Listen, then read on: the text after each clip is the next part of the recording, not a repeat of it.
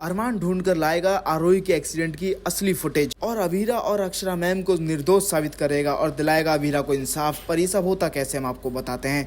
जहां एक तरफ आप सभी लोग जानते हैं कि जब आरोही का एक्सीडेंट हुआ था उस वक्त गाड़ी अक्षरा नहीं बल्कि रूही चला रही थी, पर ये बात आज तक किसी को नहीं पता अभिमन्यु के अलावा। जहां पर दूसरी तरफ हम आपको बता दें, अक्षरा ने सारा का सारा इल्जाम अपने ऊपर लिया था ताकि रूही को कभी ये ट्रॉमा ना हो कि उसकी वजह से उसकी माता श्री की जान गई है, मगर रूही ने तो उल्टा ही ट्रॉमा ले लिया। जहां अक्षरा ने जब ये कबूला था कि अक्षरा की वजह से आरोही की जान गई, तो वहीं अब तब से आज तक रूही सिर्फ और सिर्फ नफरत करती है अक्षरा से। और तो और जब अब घर में सबके सामने पता चलता है रूही को कि अभीरा अक्षरा मासी की बेटी है, तो उसके बाद रूही तो अभीरा से भी नफरत करने लगेगी। जहां पर अब रूही अभीरा को धक्का दे देती है। जहां एक तरफ अभीरा को जब पता चलता है कि रूही उसकी बहन है, वो तो खुश हो जाती है और उसके गले लगने वाली होती है, मगर रूही को ये कतई भी एक्सेप्टेबल नहीं होता और वो उसे धक्का दे देती है और बोलती कि नहीं चाहिए मुझे ऐसी बहन। जहां वो दौड़कर चली जाती है, अपने आप को रूम में लॉक कर लेती है, तो वहीं पीछे पीछे रोहित भी जाता है। जहां रोहित उसे समझाने की कोशिश करता है, तो वहीं अब अभीरा भी जाके उसे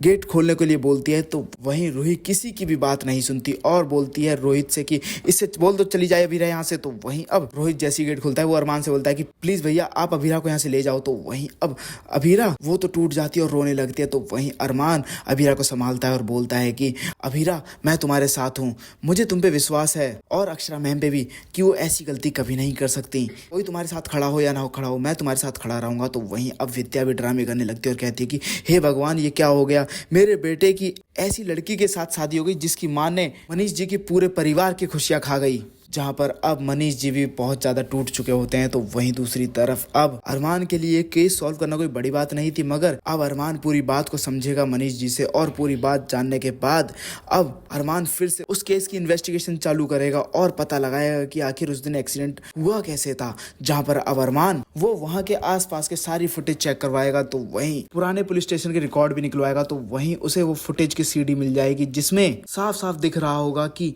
उसमें गाड़ी रूही चला रही थी, ना कि अक्षरा।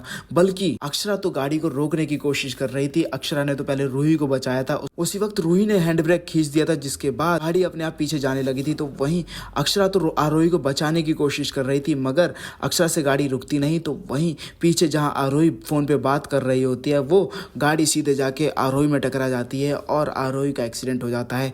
तो इस तरीके से ये केस का मामला अब सामने आएगा। तो वहीं अब अरमान सारी फुटेज ले जाके पहले तो मनीष जी को दिखाने वाला है, फिर उसके बाद रूही को और उसके बाद पूरे परिवार को और अभीरा और अक्षरा मैम को निर्दोष साबित करेगा और अभीरा को इंसाफ दिलाएगा। मगर मनीष उस फुटेज को देखने के बाद अरमान को किसी को भी दिखाने से मना करने वाला है, क्योंकि अगर ये सच सामने आएगा तो रूही टूट जाएगी कि उसी की वजह से उसकी माता श्री की जान गई थी। वेल दोस्तों, अब आप लोगों को क्या लगता है कि अरमान को सबके सामने सच लाना चाहिए या फिर मनीष की बात मानकर इस सच को वहीं दबा देना चाहिए? हमें कमेंट करके जरूर बताएं और साथ ही से लेटेस्ट अपडेट रहने के लिए हमारे चैनल को सब्सक्राइब करना ना भूलें।